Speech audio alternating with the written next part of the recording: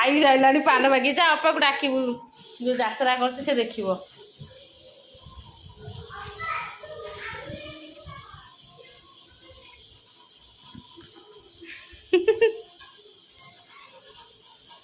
ତା ଜେଜେ ପାଇଁ ପାନ ଭାଙ୍ଗିଲାଣି ଆଉ।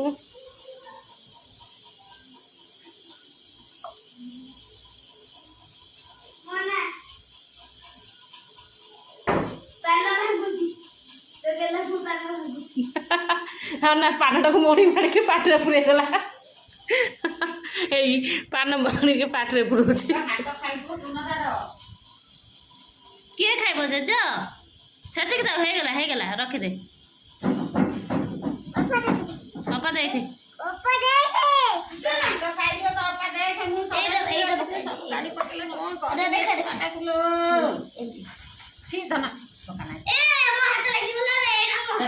ଖାଇଯିବ ଚୁନ ଖାଇଯିବ ହାତ ଘା ହେଇଯିବ।